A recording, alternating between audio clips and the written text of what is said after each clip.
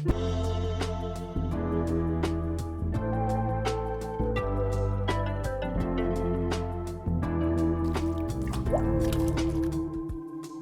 everyone. It's Tabria back with another episode of Milk Drunk. And my guest today, Carine Carmy, is at the forefront of a seismic cultural shift to help women feel their best. Carine is an entrepreneur, go-to market expert, writer, speaker, mother, and CEO and co-founder of Origin, a pelvic floor and full body physical therapy company that offers expert care for pregnancy, postpartum, menopause, and overall sexual health. If that's not impressive enough, Carine is also a nonprofit advisor who's passionate about diversity, economic equality, and the ethics of technology and business. Well, with all of that, thank you so much, Carine, for being here. Clearly, I need to beef up my resume, but you're amazing. Thank you. So I want to hear all about your pelvic floor journey, how you got into it. And I'd like to start by you just giving us a little one-on-one about what pelvic floor health is. Yeah. Well, I'm so excited to be talking about this because when I realized I had a pelvic floor, I was in my early 30s. And it's like realizing you have a bicep or a back for the first time in your life. You're like, there's an entire part of my body that no one has taught me about. And I learned about it myself because I was having painful sex for nearly a decade. And crazy example of what is going on in the healthcare system for many, many women where they're not getting the care that they need and they're being dismissed by doctors or getting shuttled around and not getting to the right specialist. And so when I finally ended up in pelvic floor therapy, I had a diagnosis for the first time and a plan of care. And I was like, what is this body part? And why didn't I know I can control my muscles here? And so it was incredibly life-changing just to realize that we can connect to this part of our body in such a more deep and holistic way and how connected it is to our overall health. And that's maybe a good way to set up what is the pelvic floor and what does it mean. And so the pelvic floor is at the center of our body and it's responsible for bladder and bowel control, for sexual function, for holding up our organs, for core stability. It does a lot for us. And, you know, like every other body part and muscle group, it can be weak or it can be strong. You can have tension. You could have too much relaxation. And so all of that impacts how we feel. And that's why 1 in 3 women in the US today are experiencing pelvic floor dysfunction. Yeah, I was just like you because I had never even heard of pelvic floor before until after I had my baby. And my midwife was the one who actually mentioned it. And I heard like they mentioned it a little during our prenatal visits and things like that. But I was having some issues afterwards. And she was like, maybe you should, you know, just do some Kegels or some pelvic floor exercises. And I was like, pelvic floor. I keep hearing that. So you had issues with painful sex for a decade, which is insane. How did you know to finally go see someone else? And who did you seek out? Yeah, well, it actually started, was living in New York at the time, and this was over a decade ago. And so I think there's been much more awareness since then. And so hopefully my story, 10 years is now becoming maybe, 10 weeks for some people, but hopefully 10 days by the time, they can get care. I went to an OB-GYN, had an infection, and then the pain started. And so I thought maybe this is an infection, this is something else. Went to one doctor, they didn't know what was going on. Went to a specialist, they didn't know what was going on. We did a biopsy, which oh my God. Let's not talk about so that. Scary, yeah. But also, in retrospect, that's the worst thing that you can do when you're having pelvic pain. And I want to share this because I think it's so important. I trust OBs deeply, and I love my gynecologist. She was really critical in my birth and in so many other aspects of my life. But gynecologists and OB-GYNs, they're here to support these red alarm issues for sexual reproductive health, for pregnancy, like especially in the pregnancy too. You were pregnant, I'm sure you know. They're like, okay, is it a red alarm? If not, you're fine. Exactly. And so it's not a lack of support or will, it's just a lack of, deep expertise in the musculoskeletal system. And so I never got referred to a PT for these issues. And that was for a few reasons. One, there aren't that many specialists in the country, at least historically. There are about 10,000 PTs who specialize in pelvic floor for about 40 million women every year who have these issues. And then 2, most of them don't take insurance. And so it can be really hard to find someone, and they often are working outside of the traditional kind of medical system. So for all those reasons and cultural ones, which I'm sure we'll talk about, I didn't get referred. And tried a bunch of creams over the years. I'm like, kind of came and went away. And when I moved back to LA, I connected with an old friend of mine who just had a baby and was experiencing issues postpartum. And her doctor referred her to a specialist here, to a PT. And she was telling me all about it. And we started connecting the dots. And I said, I don't know, maybe this will help with what I was going through. And in 2 sessions, it was like eye-opening. Wow, yeah. And she's now my co-founder. So, oh my gosh, I love that. That's amazing. Yeah. That's a great segue into how you came to find Origin. Yeah, I mean, we were both patients at this clinic in LA that was called Bobbie Physical Therapy. It was one of the only places in Southern California that took insurance for this really important and specialist care. There's a 6-week wait list. And at the time, just to show you how much of a need there was, it was the second story of a strip mall. Like the carpets were really gross. And it was like, how is there a 6-week wait list for this place? Like, this is insane. Yeah. And so we ended up partnering with that local team. And, you know, our mission is really to make this care more accessible so that we can all feel our best and not live decades or even weeks with, you know, issues that can be treated. Mm-hmm. Why is it that this isn't covered by insurance? Is it just because it's considered a specialty, but it seems like everybody should be looking into it? Yeah. You know, I think there's obviously a deep history of medical bias that has deprioritized women's health for a very long time. And so this issue is not just about pelvic health, although we're a classic example. You know, fertility is not covered by most insurance. Pelvic health, which is a must-have. And in France, every person who gives birth goes to a PT after they give birth. Really? Yeah, it's part of the standard of care. Yep. It's just your rehab, right? Yeah. Like the fact that we leave the hospital around birth without a rehab plan, I mean, especially if you had a C-section, is abysmal. You're getting more recovery and rehab for a gallbladder surgery than you are a vaginal birth or a C-section in the United States today. Yeah, and so we're going to wake up in a while and just say this was the Stone Ages. And I know that's going to happen. But I think there's medical bias. There's the lack of data. So there is some data that shows how efficacious this work is, but you know, we haven't had enough research. Actually, the government, the NIH, just came out with a $100 billion grant for women's health research to try to catch up for this massive gap that we've been having. Wow, So I mean, I'm hopeful. It's progress. Yeah. Yes, step in the right direction. And then, you know, there's cultural stigma of not wanting to talk about anything below the belt, even just that phrase below the belt. Yeah. Like, I don't know how you think about it, but I've been already starting to think about how do I explain to my daughter what her vagina is, what her vulva is? How do we start to use real language so that when things are not feeling right, they're more empowered to actually understand what's going on? I 100% agree with that. I've been watching lots of videos about how to teach your child sexual health and teaching them the proper terms. And it's better to start early, that they're aware of these things because, you know, things can happen and they need to know how to vocalize those concerns to you. So I think that's very valid. Yeah. Yeah. We're not there yet. She's 15 months. But mine's 8 months. So I'm just trying to mentally prepare for every obstacle. I love that. I know. Well, and it's so important because, you know, what we do with our patients often, there's obviously therapy and intervention and, you know, manual therapy sometimes and exercise, but the number one intervention is education. You know, if you don't understand your body, there is such a harder path to recovery. And in my case, when I started learning how to connect my mind to my pelvic floor and even just developing that awareness, that actually helped and was part of my therapy. How do I release the tension and release the pain? So how did it go from working with the local team to starting Origin? Well, I think given how critical and important our experience was and just seeing the gap that this doesn't exist across the country, we decided to partner with that local team and build what is now Origin. And we spent the first few years really refining the model of care and our technology and the patient experience.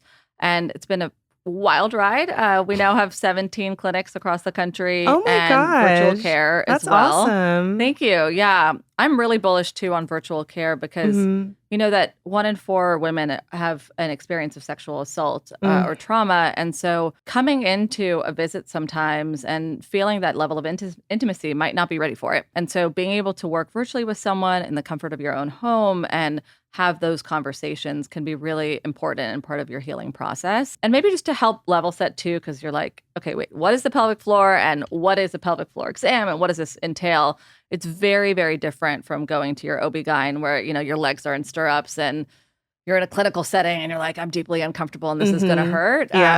The whole experience is designed around safety and comfort and really release, you know, because at least in my experience, tension is what creates the muscle challenges. And so we've created our spaces virtually and in person, with that inclusivity and wellness vibe in mind. Although we really want this to be healthcare and it needs to be covered by insurance. So, it feels like you're in a spa, but you're actually in a healthcare I love that. facility. And it's beautiful colors and it, smells nice. It does not feel like your normal doctor's office. And typically the first session is just a conversation, really understanding what your goals are, understanding why you're here, how long you've been having these issues, that medical history. And if necessary and you're open to it, there will be an exam. It could be, from your computer looking at your movement, or it could be an internal pelvic floor exam if that's what you need and you're comfortable with. Wow. So it's really patient directed. And sometimes even if you're there for internal pelvic floor work, it might be 4 sessions before you decide you're ready, and you can actually still get value before. Yeah, I love that you do virtual sessions, because I'm sure a lot of people who don't know about this, they would just want a little intro, like, okay, what do you do again? This is so interesting. And do you give like consults via the virtual sessions? Yeah. That's really cool. That's awesome. Yeah. About 80% of what we treat can be done fully virtually. Wow. Obviously, if you're having acute pain or, you have scar tissue that you need mobilized, like there's really important reasons patients need in-person care too. And sometimes, folks have different preferences. But I did almost my entire recovery postpartum virtually. And I started it actually a week after I gave birth. Because I was like freaking out and wanted to talk to someone, and you can't really talk to your OB-GYN until 6 weeks. And I'm also an active person, and I was a little bit afraid. I'm like, I don't want to, I'm not going to like go for a run on day 6, but I wanted to start just connecting to my body again. And they gave me some really safe movement and just breathing techniques. Like, how do I just get back into my body after this really disorienting phase? Yeah, that's so amazing, because I'm sure a lot of people won't or don't have access to local PTs. So that's awesome that you offer virtual consults too. Yeah, that's really cool. I think education, is so critical. And obviously, for many reasons in America, we're not teaching this to kids in school. Yeah. I always say there's no dumb questions, but I'm sticking my neck out here. Obviously, when I was educated about pelvic floor, I heard about it in terms of, women and postpartum issues. But do men experience issues with pelvic floor too? Everyone has a pelvic floor. Right. And so every, muscle group, as I mentioned, can be too tight. You can be too weak. You can have these issues. And so this impacts, people with vaginal anatomy, people with penile anatomy through every stage of life. Okay. You can be a runner, a high performance athlete in your teens, and you could have incontinence, so you can not control your bladder. And you see this with a lot of athletes, particularly CrossFit female athletes who have a lot of pressure on their pelvic floor. And then there's this joke that like, I just peed my pants. It was a really big lift, right? And so that's pelvic floor dysfunction. You could be going through menopause and your muscles are weakening, and you can have issues around painful sex or prolapse. Or you can be someone who just had prostate cancer, unfortunately, and you're recovering from that, and you have issues around bladder control or pain. And so just, it's a body part. Yeah. And I mean, you went over a lot of things to look out for, but are there any more like red flags for when you should seek pelvic floor therapy? I think the most important thing is understanding what your normal is and if you're feeling like something is wrong and it doesn't make sense. So some things that we see among our patients that are surprising at times is chronic UTIs can often actually be a mask of pelvic floor dysfunction. And so it's often can be a muscle issue and not infection or, a bacterial infection that you need to be treating. And you could be on antibiotics for a long time and those might not be working. And so that's something to think about. Should I get, a second opinion with a PT? Incontinence, so bladder control, $10+ billion industry for, panty liners and adult diapers. Oh, yeah. And obviously, sometimes we need those in life and there's no shame. But if that's what you think is the only solution, you're missing out on an opportunity to actually retrain your body earlier in life, hopefully before these issues become far more pervasive and we're older and then, you're in assisted living and you have these bladder issues and there's actually some high risk of falling around that. So I think bladder, painful sex, it's really, really common. And I think sometimes we just chalk it up to like, just hurt a little bit. Yeah. And there's some stigma around lube, which I think is insane that we have to break. Like, use lube. Yeah, lube for all, that, sometimes partners can believe it's like they're doing something wrong if you have to use lube. Like, no, I have to use lube every time. Yeah, it's And that's just part of my anatomy. Yeah. And a lot of people have that. And if you don't, and you need it, you can end up creating a pain response cycle that might make things feel worse over time. So those are just a couple examples. And then that's like your pelvic floor. I'm also a big believer in making sure folks understand that your pelvic floor is deeply connected to, all your other muscles. And so low back pain and hip pain in women can actually often be pelvic floor issues. Really? And so if you're feeling these issues and you've gone to an orthopedic PT and you can't get the right answer, that might be a time to check for pelvic floor dysfunction. Brittany Mahomes actually just was talking about what was going on for her. She had, some back pain and ended up getting it solved through pelvic floor PT. And I was so happy she was talking about that publicly because I'm like, yes, it's all connected. No, seriously. And then I'll give you one more, then I'll stop. No, I don't want to overwhelm everyone, but it's so important. Chronic jaw pain can actually be connected to pelvic floor as well. So, it's the same thing in all of women's health. Women's health issues are not just things that are unique to women. Musculoskeletal issues do present differently in women. And so it's really important that if things are not being treated, in a way that leads to good outcomes for you, you find a specialist who understands the unique aspects of your own body. Yeah, I totally agree with that. Because even during my postpartum journey, I went to my OB and midwives and they gave me the clear at 6 weeks to get back into physical activity.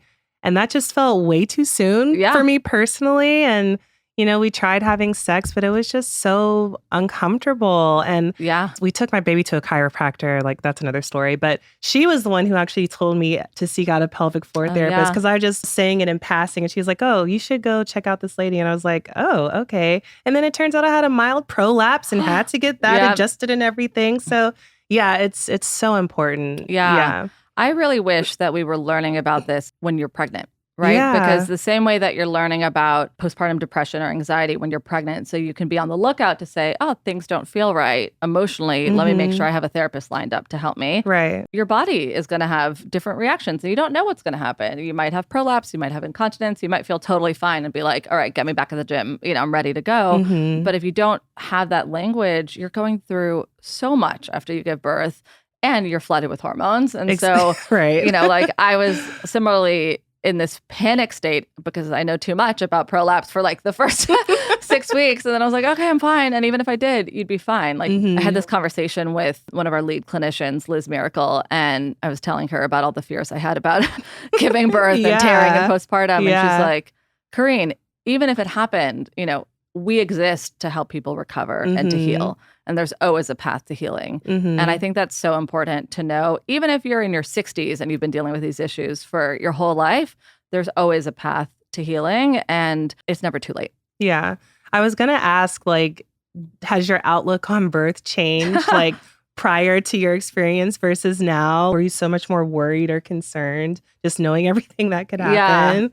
Yeah. I felt really prepared for birth, which felt like a dream because I got to work with our PTs prior and I learned about labor and delivery positions and I was able to practice pushing, which is actually lengthening, and it really confused me at first. And so, imagine if we all went into that moment with an actual understanding of what we were supposed to do instead of showing up and then going. So I felt really prepared for birth. I did not feel prepared at all for what happened afterwards. I didn't know how to change a diaper. So truly, it was a really dark time period. Yeah. So I'm out of that phase. But I also had some anxiety after I gave birth, which, you go through all these different shifts and there's only so much you can prepare for. And I feel grateful, in addition to the prep, just knowing who and where to go when things would go wrong. So we've heard what the pelvic floor is, but can you break it down even further, just on a basic level? What is pelvic floor? Yeah.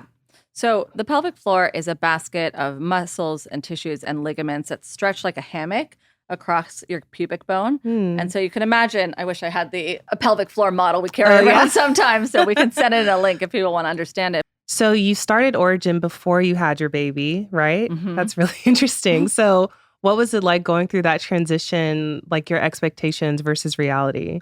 I'm thinking because it's like the most explosive time in your life is becoming a mother. I'm like, where would you like me to start? Right. No, but I just have so much love and pride for the team. I could not imagine giving birth without the support of the clinical team. I'm getting emotional just thinking about it. And so, and to be able to work with the most amazing clinicians that, I've gotten to know on the business side before, on a personal level, and to feel safe just felt really powerful, and to see that magic firsthand. I think when you build a company, you can get caught in the day-to-day so much, and like to actually just be that end recipient of care is just such a gift. And so that was incredible. Again, as I said before, I knew too much sometimes. And so I'm like trying to text someone at night. They're like, we'll see you at your appointment tomorrow. You're going to be fine, Carine. But I think I have also a lot more empathy for our patients as a result of that. Obviously, I was a patient before in a different setting, but when you're pregnant and postpartum, especially again with those hormonal shifts, it's a lot. And so I think, kind of deeply just connecting again to our experience and the root of the why we do what we do. Our mission statement is to help women feel their best through every stage of life. And I'm so bullish, not just about going from like below the line to the line. So not just about removing pain, but what does it mean to feel good, to feel pleasure, to feel strong, and to have a place that was able to support me so I could keep working out till the end of my pregnancy, because that's so important for my mental health. So this is a Bobbie podcast. So I would love to know, what was your feeding journey like? Yeah. Hard. Right. I wish, one, I love Bobbie, and I was a big fan and a big user from the early days. My daughter is very large and ate a lot from day one, and I struggled a lot to create enough milk that would, be sufficient for her. And so we would breastfeed, and then she would also sometimes want more afterwards. I'm like, girl, we're done. Right? I need 20 minutes to myself. Yeah. And so pretty early on, we started introducing formula just as a way to, one, keep her full, but also give me a break. And it was game changing because, for all the reasons. Yeah. And she's so healthy and strong now. I'm like, she is totally, Bobbie built up. Yeah. But I think my only, not regret, but I want to talk about it because I really wish people could hear all other ways and stories of how to feed. I had a hard time at some point, like actually breastfeeding, but then still wanted her to have some breast milk. And so I moved to exclusively pumping and formula feeding around 6 weeks. And I spent like probably 4 weeks in dire pain and distraughtness until that point. And I just wish I almost like gave myself permission to do that sooner. And there was just so much, stigma that you had to like peel the layers back on. And I know. Obviously, if we have a second kid, I have a different perspective now, but it's just not black and white. Like there's so many choices that you can have. Yeah, I'm the same as you. Like we combo fed from, I think, 6 weeks on. Yeah. And it was such a struggle beforehand. And nobody ever talks about that. They just make it seem like, oh, breastfeeding's going to be really easy. You'll get used to it. It might hurt a little, but you'll be used to it. Exactly. I'm like, this is hectic. Yeah. But yeah, we love Bobbie here. Yeah, obviously. Yeah, obviously. Yeah. And I think the hormonal changes that happen with breastfeeding is not something that we talk about enough. And I know some people who, are on a hormonal high when they're breastfeeding. They feel really great. In my case, I wasn't. And only when I stopped pumping did, my anxiety levels subside. And it's so different for everyone. But just to even know, like, this could be a factor in a positive or negative way is not something that I think we're trained or talked about. So going back to how pelvic floor therapy, like a lot of specialty treatments aren't covered by insurance. Yeah. How was your maternity leave? Because I didn't get any. I didn't know that was even going to be a thing for me. But tell me about your story. Yeah. It's been really important for us, for all employees, to be able to have that time. And that's pretty hard in healthcare because, when you're a healthcare provider, you're typically paid, around the work that you're doing. And when you're not doing that work, the business takes a loss in a way that's even, more different than just corporate company or something like that. But regardless, we are really committed to paid leave and having more equitable policies across the country. So even, how do you get Texas leveled up to California? California, you have better state benefits. In Texas, there are very few. And so what we've done is really create, a structural program for all of our employees who've been with us for a period of time to say, this is, how we get you the time that you need. And then flexibility whenever we can around how you return to work. There's obviously some limitations towards that flexibility. And I wish we could even be more flexible. Like Bobbie sets a very high bar. So thank you. But I think it's important that, you go as far as you can within the limits of, what you can do for the sustainability of the business. For my leave, I had originally planned to take 12 weeks, which is kind of our standard time off. And at around week 6 or 7, I was feeling really itchy. And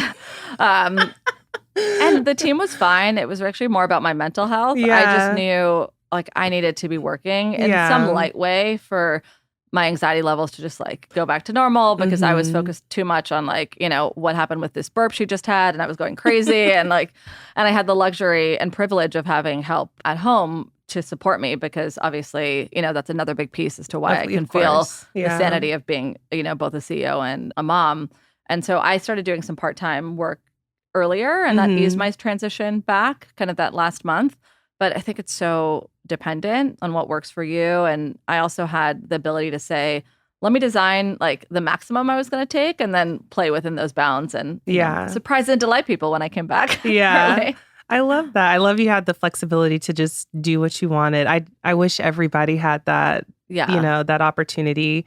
For me, I probably felt I went back to work at 8 weeks, just part-time, but I probably felt comfortable enough to go at 6 months, I would say. Yeah. My work is it's surprisingly physical. A lot of people wouldn't think so, like being a model, but you're on your feet all day. No, it's huge. But I know, I just, again, the patriarchy. But, Well, and I think it's just so personal, right? Like some people don't feel ready to go back for a year. It's so just dependent on what works for you. And I was really shocked that I wanted to go back early. And if anything, I would have loved another month off later. And I actually took, a few weeks off at the end of the year. Yeah. Like, okay. For me, the beginning was like, okay, I'm good. And then I wasn't good. And then, Yeah. So context dependent. But it's insane that this is not standard or essential. And obviously childcare is also such a problem. And I, again, feel so privileged to be able to, one, live in LA where I have a lot of family and support and structural support there, and then also can afford to have help, because otherwise, like, it's really, really hard. It is. It truly takes a village. Yeah. They were not lying when they said exactly. That. And a good partner. Yes, so, 100%. Shout out Patrick. Yeah. Speaking of village, who is in your village? I feel so lucky to have a lot of family here.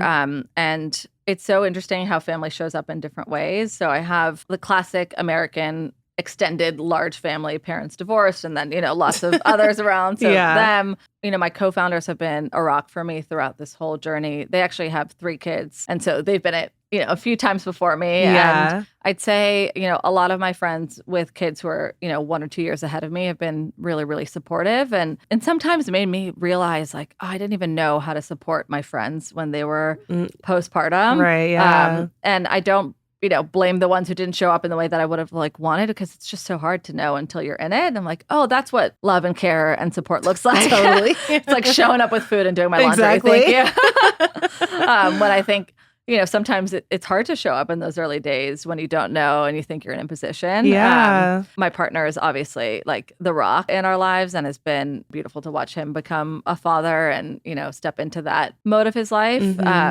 And then I don't know how to describe this, but I feel so grateful. I don't know if you had the same experience, to be raising a kid in an age where there's just so much online support. I didn't end up doing a ton of mommy groups or anything, but I just felt like any question I had, there was either like an app, an online community, literally, or an expert to find. Totally, and so yeah. To have that, especially at like midnight, I had a few friends who had kids around the same time. We would just text each other, but to be able to just look online and obviously parse through the crap too, but just to know that there's so much information out there. Yeah, I definitely used TikTok as a heavy resource in my early days, and still do.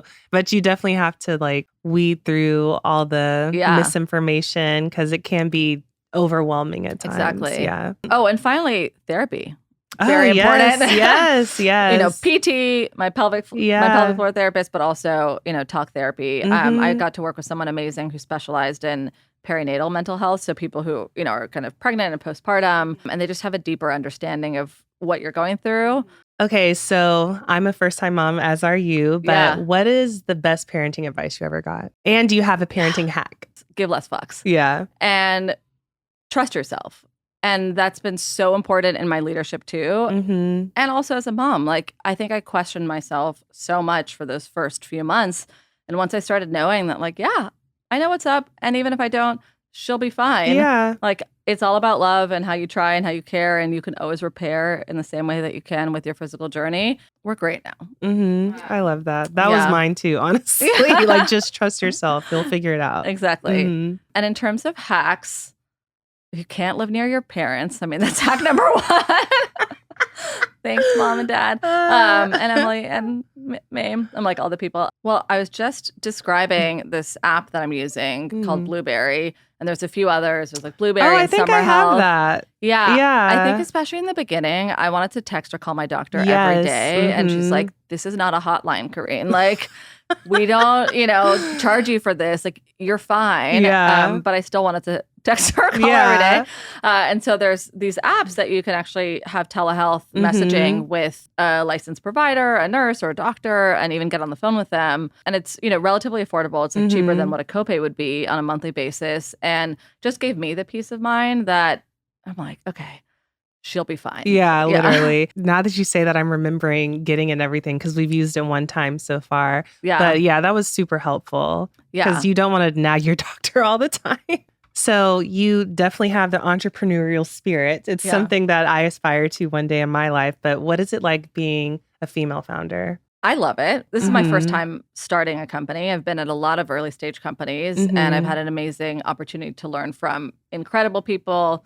Also, be in environments where you're like, I don't think I would do it that way too. Yeah. And so I got, the field notes for a long time. I feel really lucky to be able to be one of many female founders now who are setting a new way of leading. And what is this new paradigm of leadership? And I think there's been all these kind of curves of models. So it was like the Silicon Valley bro founder, and then, then it was the girl boss founder. And I think we have to break all of these stereotypical molds and just understand that leadership can look really, really different and it's all context dependent. This is just a quick sidebar, but I was just reading this article about Michael Dell, the founder of Dell Computers, and he's like the most successful, long-standing CEO and doesn't like the limelight and is pretty subdued and, just does it his own way. And so I think the lesson I was thinking about for that is just be authentic and do what feels right for you. And the more authentic you are in your leadership, the more successful you'll be. Yeah. Which took me a long time to realize.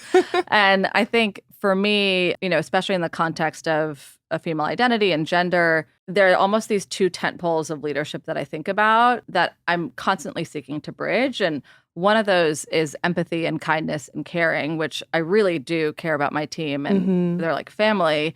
And the other is, how do you be direct and clear and commanding in ways that might historically feel aggressive in a gendered lens. And I think we have to hold both. And I think the more that you hold both together, it's pretty radical when you're being incredibly clear and direct, but it's coming also from a place of love and trust and psychological safety. Like that can create such a different work environment than I think that many of the environments we've been in to date. Yeah. How has you running a business changed since you've had your daughter? Because I know work for me, I'm still trying to figure out how to do both. So I can't imagine. Yeah. I feel really grateful that we're at a size and scale now where we're not in the early days trenches because that's really, really hard. Yeah. When I went on maternity leave, I took a couple months off, which felt like a gift. And I probably could have taken more, but I was ready to go back to work. Yeah. But I had an amazing team around the table and I knew that, the business would be fine without me. And had it been, 2018, 2019, 2020, we would have been fine too, but it probably would have been much more stressful and harder to step away. Ironically, I feel less stressed about work after she's been born. I think it was this perspective shift where until she was born, Origin was my only baby. And then now I'm like, well, I care a lot about Origin, but I'm much more oriented around the health and survival of my child from a genetic standpoint. Like she has to survive. And so I don't know if there's something psychological about that, but it makes the problems at work just feel a little bit less momentous. And I go to sleep at night thinking less about work than I used to.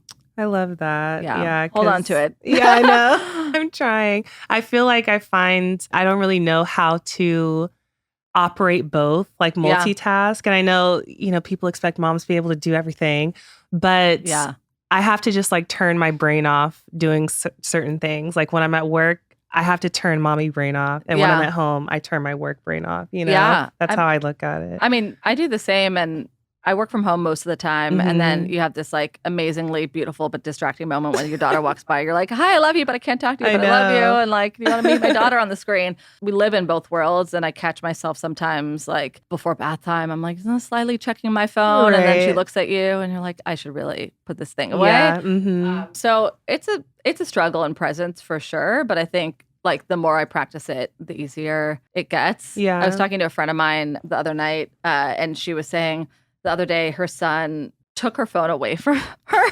He's 4 and he's like, Mommy, focus on me. And I was like, oh my gosh, you're right though. Like kids are so acutely aware of that. And so, I mean, whatever, no shame or guilt. Of course. Yeah, we have these addictive devices, so it's like drugs. I was reading through your bios and everything, and I saw that you partnered with Ilana Glazer on raising awareness about pelvic floor in Vogue magazine. I'm such a huge fan of her. Me too. She's amazing. She's so funny. I love everything she stands for. But what was that like working with her? Yeah, Ilana is incredible. I mean, obviously, absolutely hilarious. Yeah. And I think defined for a large generation of people, like how to have more real talk about our bodies. What she did with Broad City was absolutely radical at the time. And today is just like obvious, right? Like she was so many years ahead of her time in using that language that, you know, some would perceive as vulgar, but is actually incredibly empowering. Yeah. And so she is just, you know, definitional for many, many people, myself included. And it's funny, just on a personal note, I was like never the person to talk about sex. And now all I do is talk about sex on LinkedIn. And I was like, thank you, Ilana Glazer, for paving the way. I love that. But, you know, working with her,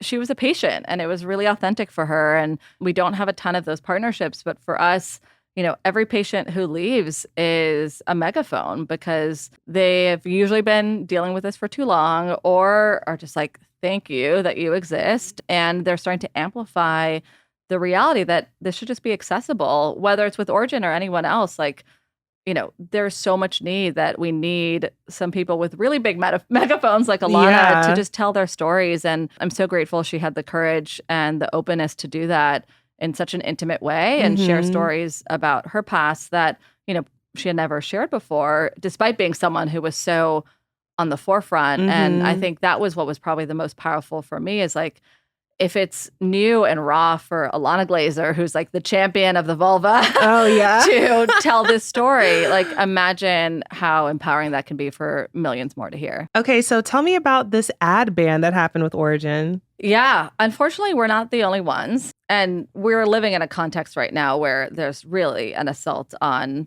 women's bodies coming at us from obviously the government, but also and reproductive rights, but also it's been happening in this kind of more subtle and ubiquitous way with the policies of large advertising platforms like Meta and even Google.